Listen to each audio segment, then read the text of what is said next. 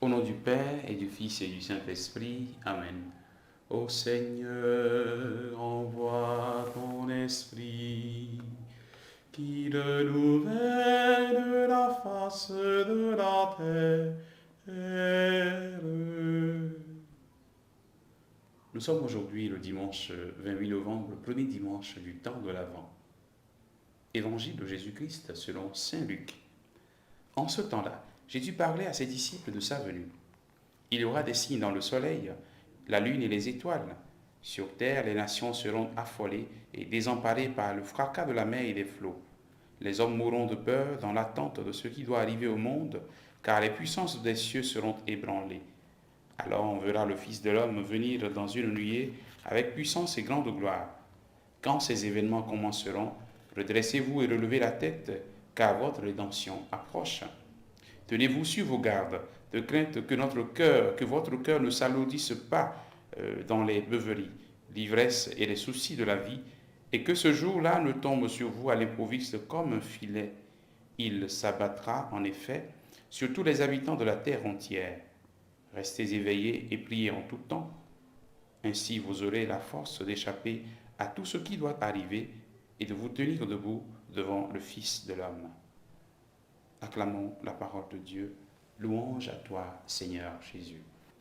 Bien-aimés frères et sœurs en Christ, nous sommes aujourd'hui le premier dimanche du temps de l'Avent, le temps de l'attente de la venue de notre Seigneur. Nous rappelons sa venue dans ce monde. Il viendra encore et il vient déjà chaque jour nous rencontrer dans sa parole qui nous est donnée, dans l'Eucharistie qui nous est offerte. L'évangile de ce jour nous situe donc dans le contexte de la venue du Seigneur. Jésus déjà, dans l'évangile du jeudi passé, nous avons écouté ses recommandations qui se recoupent avec ce que nous avons écouté aujourd'hui. Cette insistance vaudrait nous rappeler l'importance du message que le Seigneur nous donne.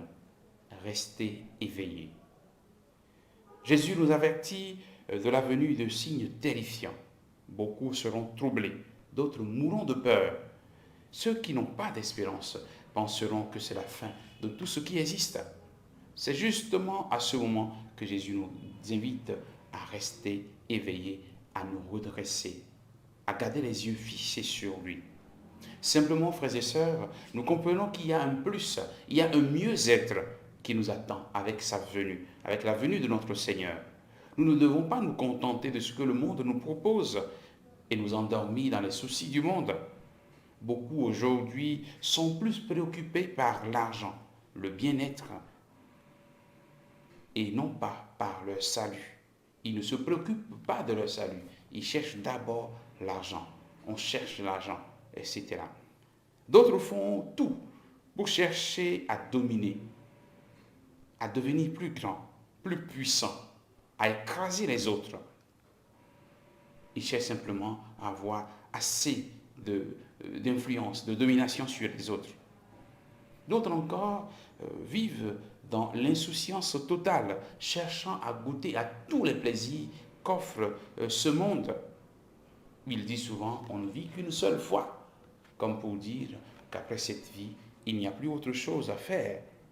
Rien ne les attend après cette vie. Autant mieux en profiter jusqu'à l'extrême.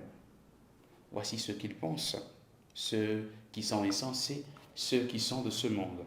Frères et sœurs, le Seigneur nous invite à rester sur nos gardes, à rester éveillés dans la prière chaque jour pour que nous ne tombions pas dans la tentation.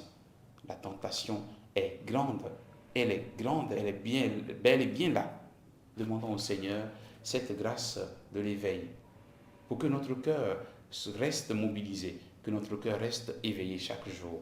Demandons-lui la grâce de la prière, cette prière qui continue de dire « Maranatha ».